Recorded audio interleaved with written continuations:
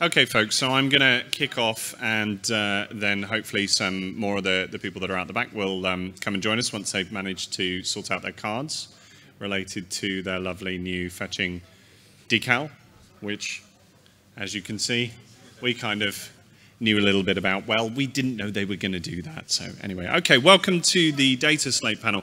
Now, essentially what we're going to do is we're going to have a little bit of a conversation about the wider elements of science fiction and fantasy. So I'm very conscious of having spent about 2 years now associated with Elite Dangerous, working on an official novel and managing some aspects of the Lave Radio podcast, doing the music that I've done for the audiobooks and all the other different things.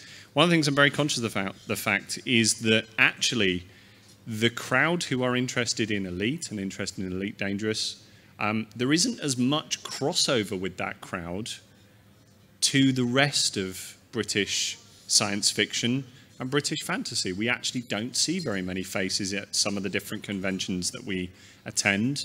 And I'd kind of like to, one of the things we do with Dataslate is to try and redress that slightly, to try and talk to people about the different books that are available, the stuff that's out there. And I'd kind of like to start, introducing that here at Lavecon as well. So joining me at the front, I have some of the people who will represent certain elements of that and can give some insight in relation to their own experiences of science fiction and fantasy, and the wider community that is available to us in the UK, which we're very fortunate about, really. So I have next to me, I have Ian Waits.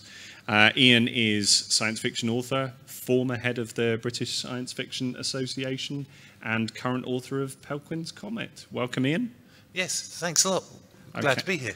So I would say, ladies and gents, Ian has a selection of his work at the back, which I'm sure some of you have seen during the day. Yes, that is beautifully modelled. That was fantastic. Thank you, Neil. It is awesome.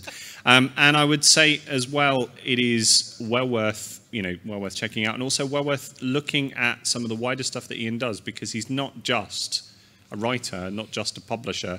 He's also editor, all sorts of different things, which we'll come to in a minute. Next, down and across to the left, is Tim C. Taylor. Tim C. Taylor is the author of the very, very successful Human Legion series. Welcome, Tim. Thank you very much. Thank you. And Tim obviously will talk a little bit more about that as we go on and through, I expect. Yeah, and probably about publishing as well. Yeah, Publishing business. Absolutely, okay. And finally, on the end, last but not least, in any way, shape or form, we have Donna Scott, who is the current chair of the British Science Fiction Association. Welcome, Donna. Hi. Okay.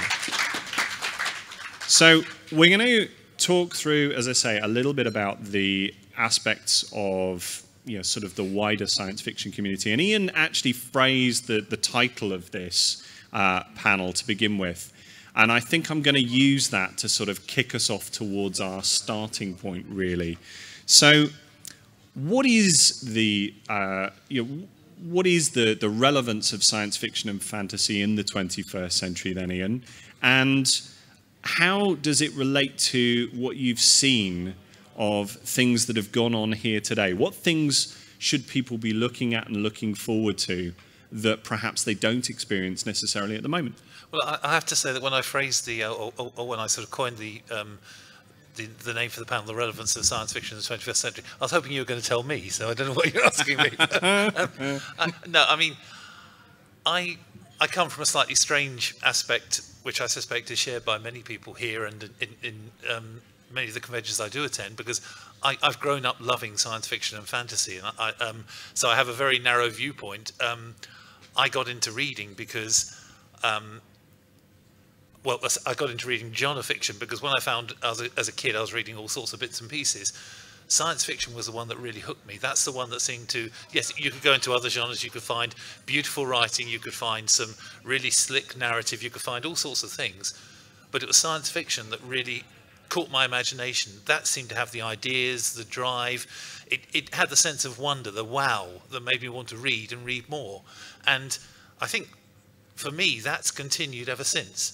I think there was a period where science fiction became almost disenfranchised from the readership. I mean, there was a stage perhaps 15, 20 years ago when some of the science fiction being written was so out there, so advanced, that you had to almost be a scientist to understand it. And I think it lost a little bit of connection with its roots. And there's nothing wrong with that. There's some great authors who write very, very intelligent, very, very highbrow science fiction now. But there are also some authors writing some fantastic, exciting, really smoothly written, beautiful narrative science fiction, which appeals to a different level. I was invited a few years back onto the Radio 4 Today show, and a question posed to me on that was, surely now, with all the advances that science has made, with all the things we can do now, with how much further we've gone in society, science fiction is irrelevant. And my answer to that was no, because science fiction isn't about what is going to happen, it's about the potential of what might happen. You look at elements in the science, and be that social sciences, the soft sciences, or in astrophysics and all the other elements of science, you project those further and say, okay, what happens if that's taken to an extreme? Science fiction is the literature of potential. It's the literature of what if. It's not the literature of this is what's going to happen. And you can use that to entertain, you can use that to warn, you can use that to do whatever you want to. But as long as you're telling a good story and doing it in an interesting way, then it's a format that will always have relevance. And until we know absolutely everything there is to know about everything in the universe, and we're a hell of a long way away from that now, science fiction will always have a place. It'll always have a moment when you stop and think, well, hang on, what if? And that's what SF's all about, always has been. Great. That's an utterly fantastic answer, and is very difficult for Tim to follow, isn't it? So I'm going to kind of give you a little bit of a hand here, Tim, in that. So if you were thinking about this, and obviously taking Ian's answer into account, how is the relevance happened for you, and what has it? Can you tell us a little bit about your experience related to its your Sure. Experience of science fiction and fantasy in the last few years? Well, I mean, I'll go back a little bit further than that, Okay. really. I mean, we've looked today mostly about gaming, which is an aspect of science fiction that's been around a long time. But I mean, I was playing Elite back in '84, yes, but at that time it was a mixture of things like Traveller role-playing game, Elite, and things on the telly with wobbly sets like Blake 7. I used to love that. But if there's one thing for me, it was 2000 AD comic, which came out when I was 7, picked up by chance, and I still read it sometimes. So all those different aspects of it. I mean, recently I've been concentrating on with the written word. But for me, one of the things, but why is it still relevant, is I think science fiction, I mean, it's many things, but one of the things for me is a sense of wonder. Now, that might be the first time you see, the opening for the first Star Wars film, which I saw when I was 8. I mean, that's a sense of wonder. Seeing Elite Dangerous today and seeing how that's moved on since '84, yeah, that's a bit of a sense of wonder. But it can also be looking at how might society develop. It's things about technology, the relationship between individuals, between different species. These are all different thought-provoking ways that can inject the sense of wonder.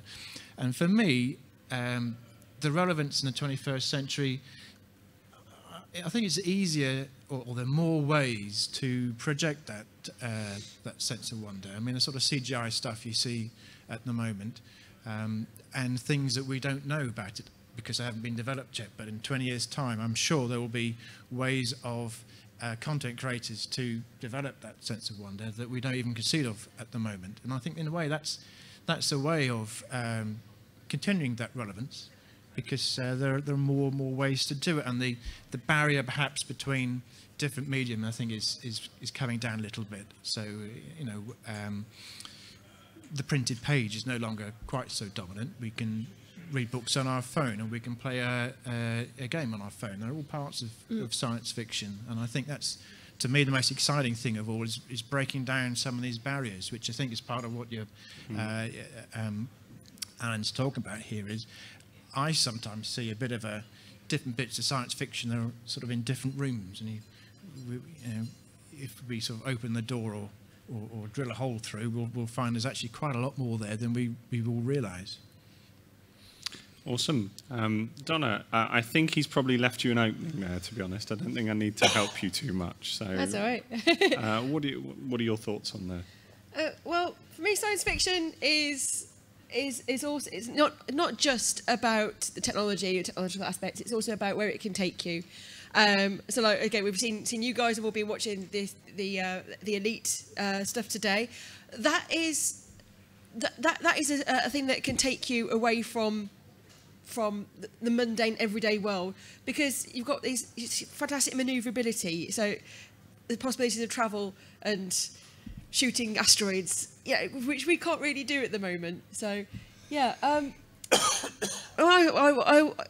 a great fan of all kinds of science fiction. If it's just not just the literature, but also films, comics. Yeah, so much scope that we can have for our consumption of science fiction.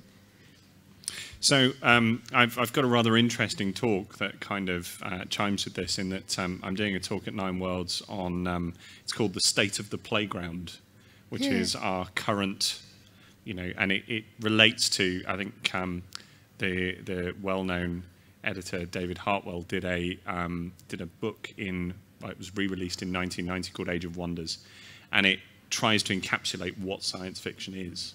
And he did the usual thing which most writers do, which is copped out and went, "You can't, it's too massive," which was fine, so I'm intending to do exactly the same thing 25 years later. But the point that certainly that comes across is that the point he made about the early 50s and 60s encapsulation of the genre was that actually you could look at most of the books that were out there, and pretty much everyone who attended the convention had read them all. Yep. Yeah. And then it started to veer away. And he was saying in 1990, actually now everybody's, sort of experience of these things is entirely different. And you can perhaps see where I'm going here. The relationship of this community to that circumstance. This community shares Elite Dangerous as a computer game, and actually you probably all read all sorts of different things as well. You've probably read more stuff than I have, read better books than I have, and everything else. But actually that shared experience has become less of the convention circuit, and as actually we're almost sharing the similarity of the shared experience, if you see what I mean. We're showing the genre rather than necessarily the particular books or the particular things. And finding new stuff is actually easier for us because you find loads of stuff that you could really like. So you don't actually need to leave the house even. Yeah. You've got massive online communities of all different shapes and sizes and niches. I mean, mediums we could talk about, obviously the ebook is the wonderful thing, the phone, you've got your books on your phone and everything else. But it's not just mediums, it's also, subject material. And I can then draw this nicely back to Ian, because I reviewed Pelquin's Comet. Pelquin's Comet is... And you were quite kind to it, so thank you. I was honest. People know that I'm generally... If I choose to be harsh, I can be pretty harsh. But the key thing I found with Pelquin's Comet, and if you've not read Pelquin's Comet, you don't know Pelquin's Comet. This is Ian's new book at the moment. Is actually, it's very like Elite. There is a very similar, okay, so you've got a few crew on a spaceship and they go off and do a mission. But actually, I read it and I thought, the Elite community would love this book because it's got the same kind of mechanics. Not because you were intentionally thinking that way in any way, shape or form, I'm sure you weren't. But the point being is that resonance happens all across the genre. To be honest, I think that's very true. I mean, obviously, Elite, there's an interesting thing. I was at a talk by an author who some of you will probably know, Neil Gaiman, and he was invited to China to a convention. He'd been to a couple of conventions in China, and a lot of the top American and British authors were going out to these conventions, and they were all very well entertained, got a very good audience, and he suddenly looked at this and thought, well, why, how can they afford this? How can they afford to bring all these people across from America and the USA? So he asked one of the organisers, they said, well, we don't. The state pays for you, or the state's paid for all of you to come over. And he said, well, why are the state paying for them? And he said, and this guy said, I'll tell you what. He said, the Chinese are the best at making things in the world. We make better anything anywhere. He said, but what we don't do is invent the things. We will take something from America, we'll take it apart, and we will be able to make it better than the Americans. But what we're not doing is innovating. He said, and this is something that concerned very much the people in authority in China. So he sent a delegation across to America, and they spoke to the senior people in Apple, in Google, in Microsoft, in all these companies, and they tried to find why the Americans were being so innovative and the Chinese weren't. He said, the one thing we came back with, all these people in all these companies, as teenagers, they read science fiction. And then that was the correlating thing. He said, we looked at it and we thought, this is what teaches them to think outside the box. This is what teaches them to think in a different way. And so by inviting the British and American authors over, they were attempting to stimulate their own science fiction market. And there is one out there. When I was chair of the British Science Fiction Association many years ago, I helped to organise with the British Council and brought a Chinese author over who'd been writing for years. But it's what he was writing now was very 50s and 60s orientated. And my point is, and this is a long-winded way of answering your question, that I'm sure if you spoke to many of the people involved in in creating the elite game, etc., they will have grown up watching and reading science fiction. Yeah. And that's what stimulated the whole thing. And I think science fiction is a great, great way for taking imagination and going, wow, this can go to places I never imagined. And it's a wonderful way of stimulating the whole creative process. And that's what I love about science fiction. That's really the buzz I still get from really good SF now. And you were saying about the fact that it's so accessible and there's so much of it. It is. And the problem is becoming quality control. There is so much science fiction out there, and I don't know whether what I write is good or bad. I like it. And hopefully, it's got some great reviews, not just from you. The Financial Times even reviewed the book and liked it. So but there's a lot of stuff out there that isn't good. I've judged awards and I've had to read many, many books, and some of them are dreadful. And the problem is, of course, with self-publishing, which is a great avenue and opens up all sorts of vistas, that you're losing the quality control. There are some fantastic books self-published, but there are some awful books self-published as well. Is it not the case as well, and I speak a little bit of experience here, and I'm sure that all three of you would perhaps relate this to your own. Actually, it's very difficult as a writer to know when it's good, to actually, and particularly when the field is even more crowded, and there are even more people publishing stuff, and so says, oh, I'm doing really well with this, and I'm doing really well with that. Knowing actually whether you are at a standard is really hard. This is one thing, and both Donna and Tim will, I'm sure, vouch for this. We all belong to a writers group. It's how I met Tim, although it turned out Tim and I had both been published in a magazine years before. But we all belong to a writers group, and it's a very good writers group. It's got people in there who, if something is bad, they will not only tell you it's bad, they'll tear it apart and show you why it's bad and how it could be better. And that sort of thing is hugely helpful. But I've spoken loads now, so I'll let them. It's interesting. I mean, I've been in a number of writing groups, and I certainly recommend them to anybody who's starting out. But sometimes you get sort of a little bit hung up on the technicalities. And what really works in terms of are you good enough is what is your readership expecting? And it's easy to say, well, I've got my personal taste about writing, so I'm not going to criticise this author too much in the writing group about what they've decided to write, because that's their choice. So I'm going to pick them up on, technical things about point of view or tenses and so on. And I think sometimes that misses the point that there are a lot of people out there who aren't so bothered about that. They want something that, you were talking earlier about, it meets the mechanics, similar mechanics to Firefly or Elite. They want something a bit like that. So, I mean, you talk about quality control. I mean, I've been looking very closely at the self-published science fiction market because I've entered it myself and I published other people in that area. So I see what other successful authors are doing. And sometimes some of those technicalities are, they're competent, but they're not, not showing off too well.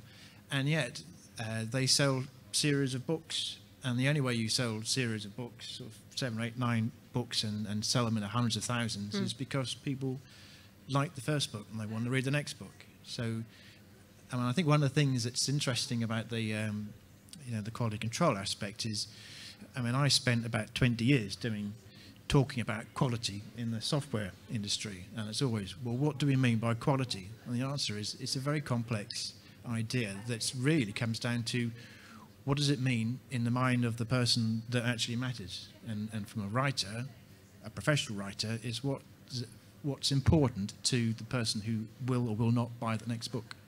Yeah, I mean, as an editor, I have edited some very, very grim fantasy that I'm thinking, wow, some of the more earnest people in the fandom, science fiction fandom, were ready to read this. They would tear this to shreds.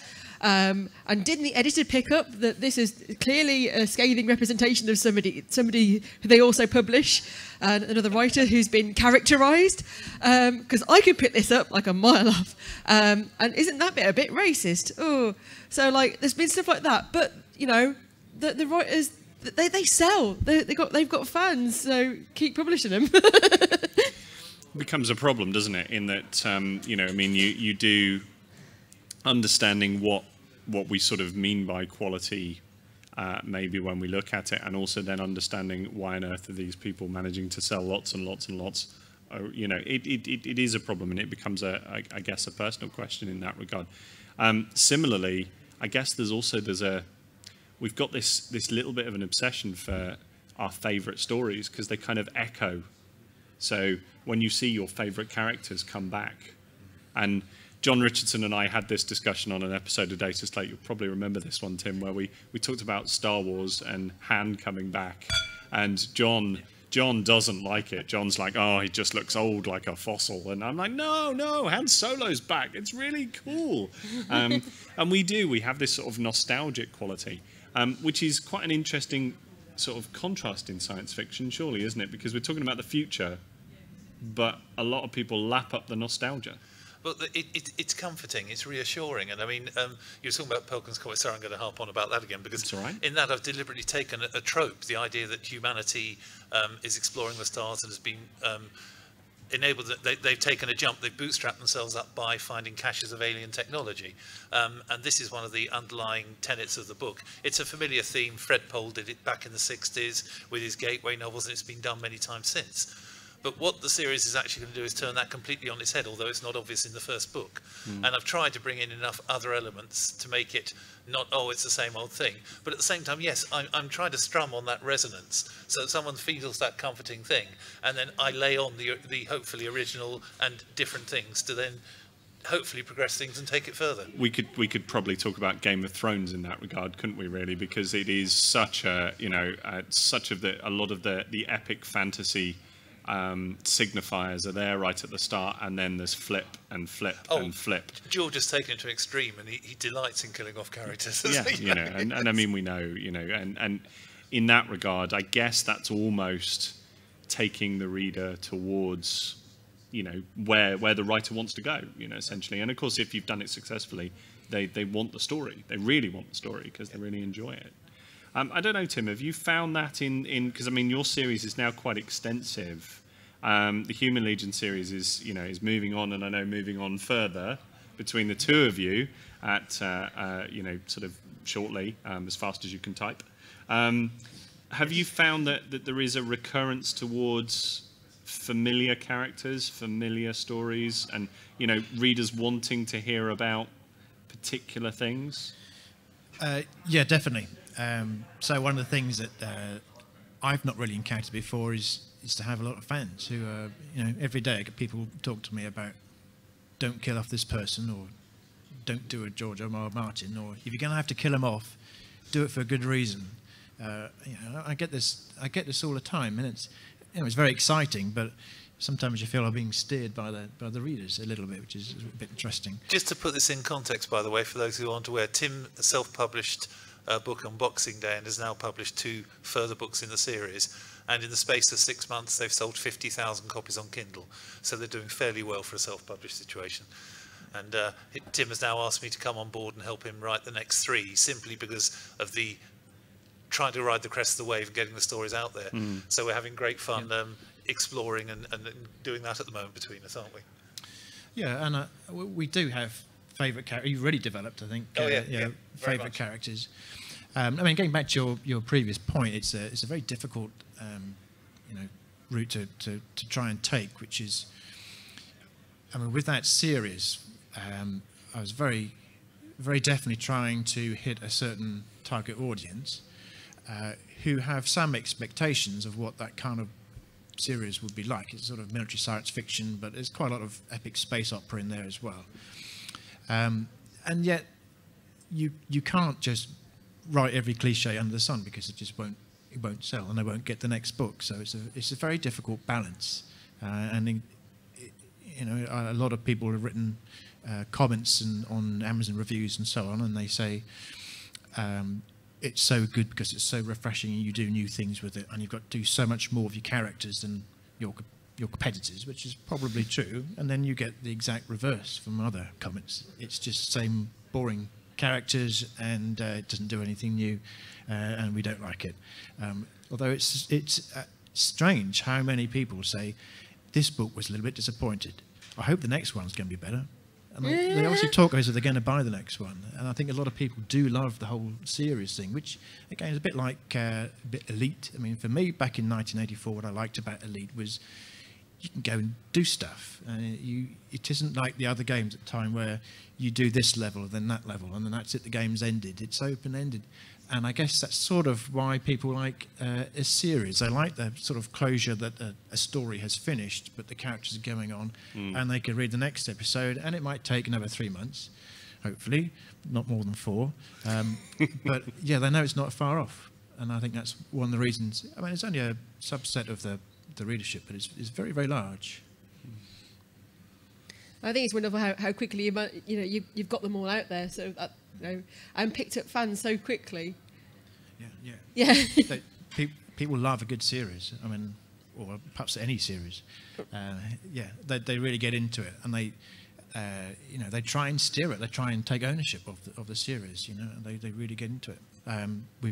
Next week I'm going to announce a whole a wikia that a couple of the keener fans have gone through all the books twice and made all the notes, which is really good because I can now give them to this guy, because I had to make them when I was writing them. And we've got a whole wiki with dozens of pages, and it's, they just want to be involved. Tell me about it. Yeah, I know there's dozens of pages. Well, I mean, that comes down, back to sort of world, doesn't it, and the other things. I guess we did a feature the other week on Kindle Worlds. And I don't know if you folks are aware of Kindle Worlds. Kindle Worlds essentially is Amazon's attempt to buy licenses to write in particular types of or worlds that have been devised by other writers. So what they've done. I don't trust them. I don't trust them. Yeah. I mean, when I looked at it originally, I looked at the original list, and it was like Gossip Girl, Vampire Diaries, a couple of others, and I went, can we just do a mashup? That sounds awesome. Well, I mean, the Gossip Girl, Vampire Diaries. Unfortunately, there is like a list of restrictions, but anyway. But no, subsequently we featured it a couple of weeks ago, and we looked at it, and they'd added the world of Kurt Vonnegut. What? The world? Yeah, the world of Kurt Vonnegut. It was like, well, how does this work? And G.I. Joe. So you could kind of see G.I. Joe Gossip Girl might be even better, in terms of the... but of course, their idea, and actually there are even one or two by unknown writers. So we had the Atlantis Gene, which my co-presenter John had reviewed, and that was available as a franchise. And that was pretty cool, to see that this writer who just started out had obviously sold his franchise to Amazon. I mean, we mentioned that in one of the earlier panels. Yeah. I think that was the breakout hit of 2014. Well, there we are. A.G. Riddle, it's a huge... Yeah. But again, we're talking about, different rooms. I mean, do you know who A.G. Riddle is? No. Yeah. I don't think... I hadn't heard of A.G. Riddle before, no. It was on Dataslate, wasn't it? Yeah. Dataslate recently. Yeah. I mean, that series, when it sold over 1 million last year, and then, like a lot of breakout self-publishing, not mine though, not yet. You're doing okay. You're doing okay. A major publisher or one of the Amazon imprints have said, well, would you like to go with us? Yeah. So A.G. Riddle's done a very complicated hybrid deal. Different people own different things depending on different territories. And yet, I mean, I've been looking very closely at the Amazon genre charts for a little while, because it's my business to know them very, very well, and what's selling, what isn't selling. So I'm very, very aware of A.G. Riddle. But for those who aren't using Amazon as a touchstone or benchmark or taste setter, you might not know who on earth this person is because they've come from absolutely nowhere. I was just going to say that's interesting because I don't know how it affects Elite or anything like that, but Amazon has become such a powerful force in the whole of the publishing industry. The sway it holds. I mean, as Alan indicated, I also run a publishing business which I started by accident 9 years ago, and I now have 50 odd titles and counting. But I've been very lucky to publish some very, very well-known authors: Brian Aldiss, Neil Gaiman, Alistair Reynolds, all sorts, Gwyneth Jones, Tanith Lee, lots of great authors. I suddenly found that to get my books listed on Amazon, to have them showing us in stock, I either had to print them through one of the Amazon-owned companies, or I had to list with them through a particular system on Amazon, which basically meant Amazon took 60% and made me pay postage. So I was getting at the end about 20% of a book's cover price, and that was the only way I could actually show a stock on Amazon. So they're incredibly powerful. They're squeezing the publishers in all directions. I'm not sure if it's a good or a bad thing. On the other hand, on the Kindle point of view, for me, that's one of my main income earners now. So it's quite remarkable how Amazon has become such a polarizing presence throughout publishing in all its shapes and sizes. It kind of puts us almost with two hats on, doesn't it? Because you kind of, if you avoid it, you're dead. Yeah. And if you don't avoid it, then you've kind of got to think about how you're using it, I guess, in that point as well. Well, I suppose that there are a number of increased ethical consumers who try to avoid Amazon where they can and buy their books elsewhere. And there's Space Witch, which is an independent website, which is a good way of getting independent published books. Smashwords has been good for years. I mean, that's obviously Yeah. So were you going to say? No, I was just going to say about Space Witch. It's been set up by a friend of ours. It's intended to try and offer a format for the independent publishers, and Dell, who set it up, has used the same basic platform that eBay uses. So it's a really, really powerful vehicle. Okay. Very, very good. When Dell isn't busy, it gets quite busy. But yeah, it's a great way of buying books without paying to the big corporations. So I think we'll move this slightly on just to talk a little bit more widely about things that maybe you're not aware of, in relation to science fiction and fantasy, and a little bit about the BSFA, if that's all right, if you guys are happy to do that. Yeah. So for those that don't know, and I have mentioned it to a few people, this is Foundation. That's Science Fiction Foundation, so they're a different group, but we share a lot of people. Yeah. It's fine. I'm gonna. Don't worry. There's a method in my madness. Awesome. So this is the 120th edition of Foundation, which is the academic journal of science fiction and fantasy.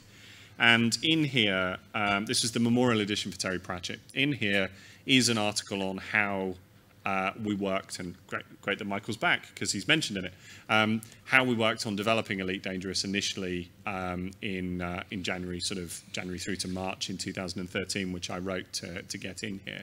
And I kind of, the reason I wrote it was my view of Elite is very much as it being at the centre of British science fiction, because for me as a child, Elite was my experience at the centre of British science fiction, which Tim's kind of alluded to in terms of the same thing. You played it, you read these books, you played this role-playing game, you did this stuff. It was all part of a central thing, across all sorts of different stuff. And so obviously that's the academic journal of Foundation, where I've done my best to try and make sure it's featured. The previous edition has 2000 AD, so there you are.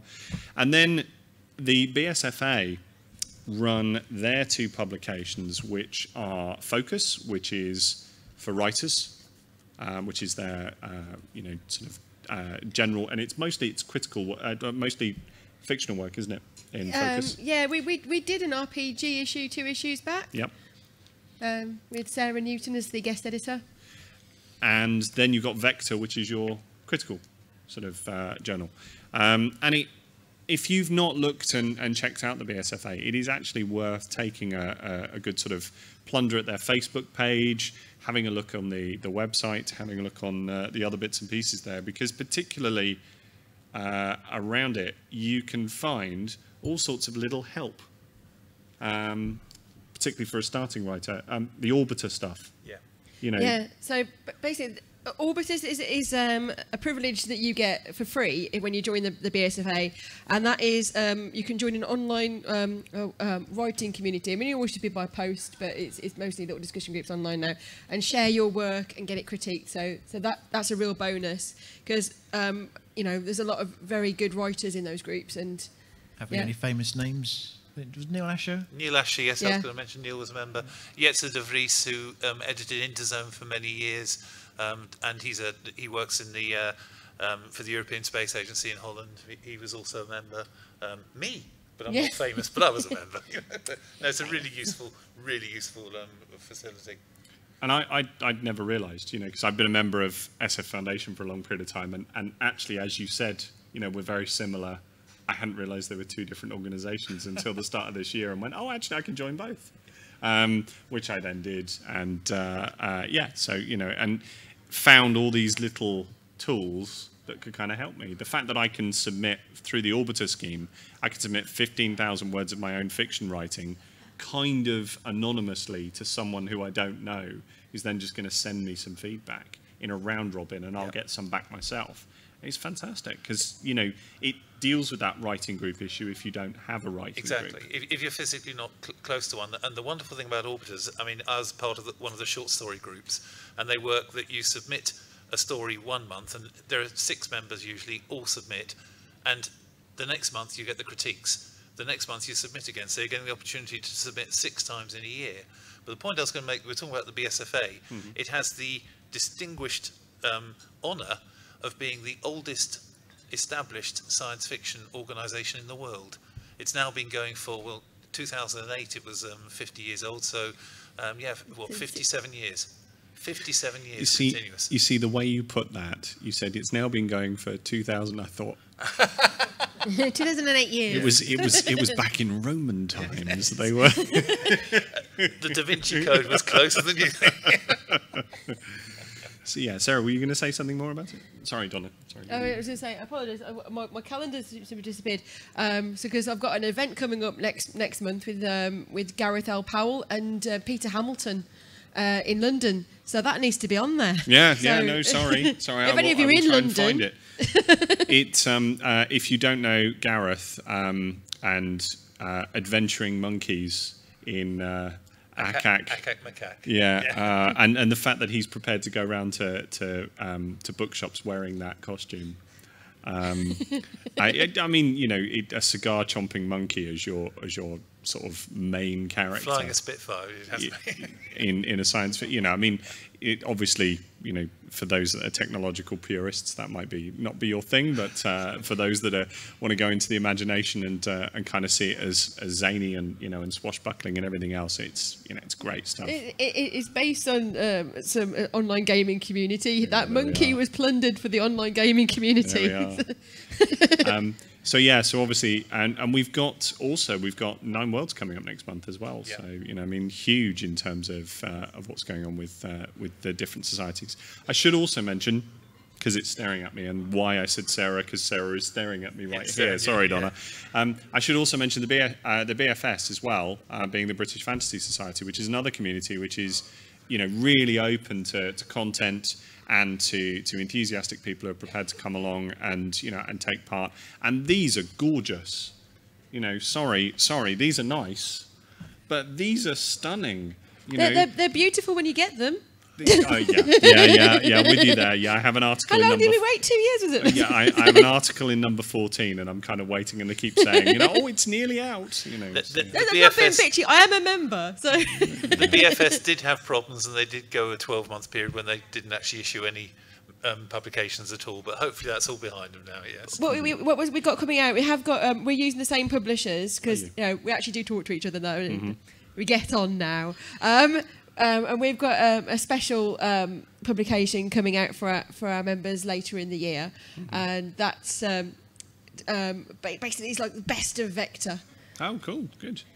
Excellent. So one of a forthcoming series.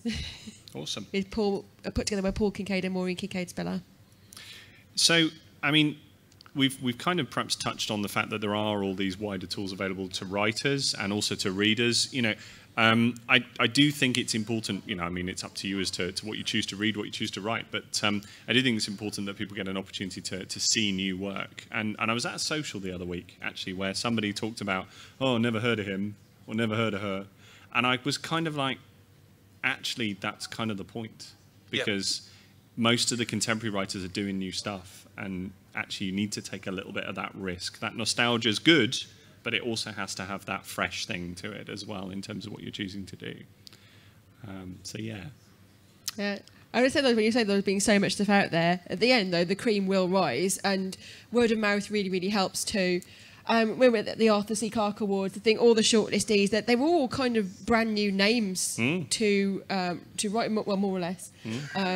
Because when we had Dave Hutchinson, it was his first novel out, and no, it wasn't. His first novel, was it? He'd had The Villages out some years back, but it was his first one for some time, and it was his first one professionally published. And Dave Hutchinson is one of the best writers of science fiction around. Every time he releases something, it gets huge accolades. We're reviewing Europe in autumn on the next Dataslate, because I finished it whilst I was going out to Bulgaria to talk to Julian. I was reading it on my way out and read it on the way back. I already reviewed his short stories as well. Yeah, I was going to say, because I was very lucky that Dave agreed. Dave is one of these authors who had a really strange career at a very young age, because he knew no better. He approached the publisher, and this is going back 20, 30 years ago, and said, look, I've got these short stories. If I send you, would you like to look at them? And they're not around anymore, but they weren't a small publisher, they were an international publisher. They had a look at his stories, and they published 3 short story collections. He was an unknown author. And then he's gone under the radar. Nobody seems aware of him, but he's a fabulous author. Do look out, Dave Hutchinson, well worth reading. No, I think he's fantastic. We've covered most of the Clarke Award list now, so I think we've read through 4 of them. But it was lovely because my colleague John Richardson, who's running Artemis at the moment, he got involved with me doing that podcast because he hadn't read very much, and then actually I kind of started introducing him to stuff, and he's like, oh, this is, and he does sort of revert back to post-apocalyptic stuff because he just loves it. But interesting enough, this year's Clarke Award, a lot of it was post-apocalyptic, but in a very different way. It was very interesting, unique takes. No, I think science fiction at the moment is in an incredibly vibrant state. I was fortunate enough, I was one of the judges on the Arthur C. Clarke Award, not for this year, but last year. We had 121 novels. Now, in that 121, yes, there were some terrible novels, but there was so much really good, vibrant stuff. It's a really exciting time to be writing it and reading it. I do it because I love it, and I still get excited all the time. I published a novel last year by an author called Nina Allen. Now, Nina Allen's published a lot of short stuff, and she's won awards, and it's gone down very well. But this book was turned down by all the major publishers. Now, I read it, and I thought it was one of the most exciting SF books I'd read in years. In fact, Adam Roberts, who some people know, very, very renowned author, he actually, in a review, said it was the best novel, not only published in science fiction, but in almost any genre last year, one of the best novels, full stop. It's got shortlisted for the British Science Fiction Award. It's got shortlisted for the John W. Campbell Award in America. It's got shortlisted for the Kitches, quite a trendy award that's coming up, very well paid. And I understand unofficially it just missed making the Clarke shortlist. This has come out from me. I'm a small publisher, one man working from his computer. There is some brilliant stuff being published under the radar at the moment. Really, it's fantastic. So I'm going to move us on to our last topic and last sort of question related to this. Would you say then that the reviewing of work is important related to, and this isn't, I'm not looking for compliments, okay? I'm not looking for any kind of... No. But would you say that the reviewing of work is related to this, and knowing where to go is a good idea? Definitely. So relating a little bit to your last point, I'll just sort of carry on a little. We're talking about the freshness of new ideas, new authors, new styles. And I talked a bit earlier about some people like to have something they're familiar with. Well, my conversations with readers and writers, I think a very common approach, which is easier to achieve than before, is to revert to your post-apocalyptic fiction, because that's the kind of book that you like. It's your comfort zone. Or as John would say, book. Yeah, book, yes. I try not to say book. But then you go off and find something completely different, which might not be science fiction at all. It might be a history of BSFA 2,000 years ago, or BSFA equivalents or something. But I think that's it's always been possible, and people have always done that. But I think it's a lot easier now. So sorry, Donna, but if you like Amazon or Amazon's many companies they keep taking over, then it's possible to say, well, I know I like a certain kind of fiction. It might be epic space opera. You can go and find it, and you can go and look at the reviews on Goodreads and Amazon, and they will tell you whether it probably is the sort of thing you'll enjoy or not. So you can easily fill your boots with the things you're familiar, and you're in your comfort zone, and then you can go off and do something completely different. So I think sometimes you hear the talking about insiders and outsiders, and you could almost get a narrative of, Vector looks at one kind of thing on the Clark Awards, and if you could look at Amazon genre charts, it's a different kind of fiction, different set of authors. I think most readers actually are intelligent enough to go and look in both places and deliberately see what different sets of reviewers are looking for different things. I wish they all did that. Just like, if you want to find out what books like, go and find some reviews online. Because, tell you what, I've been reading about some really rude people who've gone into bookshops and asked the people who sell the books about books, and then basically used it as a showrooming thing, and they've gone and bought the books online, and they've done it in front of them. It's like I think it's retail all through. Yeah. But I mean, it is certainly, I think, important. The Amazon Goodreads, that sort of what they call it, social proof. I think is the phrase people use at the moment. I mean, it's fact. People give comments that they get an idea this is the sort of thing that the book is about, but the idea that it's generally positive and generally about this kind of genre, I think people go looking for that, and it's become really important. And I don't think I'd have been successful if I didn't get a lot of good reviews reasonably early on. I think you're also going to be kind of like aware that some people may not get the book. Yeah. I was like, I recently read Broken Monsters by Lauren Bucas, and I thought it was great.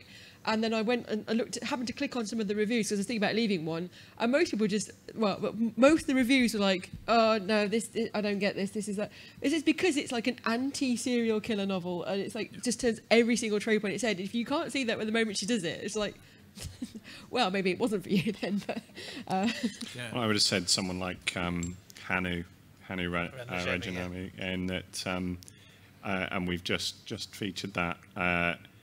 You have to be up for the challenge of reading Hanu's work. It's not an easy read, but it's rewarding if you. Yeah. If you are up for the challenge. You were talking about reviews. Something I find interesting is I'm just about to publish a book of reviews by Adam Roberts, and he opens up by bemoaning the fate that so many reviews online these days, in particular, tend to fall into two categories. They're either almost sycophantically saying, what a wonderful book, this is the best thing I've ever read, or they're tearing it apart with apparent glee and in a very destructive rather than constructive way. And he says that this is the antithesis of everything he was taught that a review should be, which is where you actually analyse something and try to be, if you are going to be critical, you do it in a constructive fashion and say why you're not liking it, and you try to look upon it in an almost dispassionate way. Having said that, if you read some of Adam's reviews, he doesn't do that at all. I was going to say The Wheel of Time by Adam Roberts is not really... That was awesome. No, dispassionate probably. I think the best thing I read was when he read the Kevin J. Anderson one. He said, if the John W. Campbell Award is a feast of fine fiction, then this book by Kevin J. Anderson is a sandwich made with white stale bread that sat under the light in a truck stop cafe. So yes, he can be cutting. He can be cutting. Absolutely. Okay, I think I'm going to close it there folks, if that's all right. That's I think all that's right. probably covered pretty much everything that we wanted to. Please do. We obviously now we feature with Dataslate running as a sister show to Lave Radio. We have it up pretty much. I think we're going to go to 2 weeks now because I got totally burned out by running Lavecon, so it's enabled me not to be able to read so many books. So it's going to be up every fortnight on Sundays, and we're going to feature a variety of stuff. Tim, are you going to come on at some point because you're like our biggest fan? Yeah. I wrote a comment. Yes, yes. It was a long one, though. Yeah, I can come on sometime. Yeah, no, it'd be good. You can perhaps bring a book and and obviously and comment about that, which would be great. And and obviously then we're quite happy to sort of give recommendations related to fiction that you might be interested in, because we kind of want to sort of broaden the Elite franchise and broaden the sort of access to stuff. And of course, any reader who has a good book that they think is great and can recommend it to some other people, I think is a good thing. Yeah. You make your choice whether you read it or not, don't you? I would say as well, just coming back to your own reviews you do on Dataslate, they are, I mean, the ones I've heard, they have been honest, they have been, and that's the reviews we like. We want something that's going to be, yep, I like this book, but there's this element, and that's what you're after in a review. Yeah, because a reader's got their perspective as Yeah. well, don't they? I mean, you kind of have to think about that in terms of what's there. All right, thank you very much, folks. We're going to call it there. And I think we've got some readings to come up, haven't we? So pretty much. Are you doing one as well? Yeah, I am. I need to go and hot foot to go and get my Yes, iPad. I need to get mine from So I think we'll just take a 5-minute break and we'll call into the hall to let people know that there's going to be a reading or two. And then hopefully you can join us back again straight after that. That's all right. Thank you very much. Thank you. Thank you. There was a lady sitting there for ages with her hand up the task.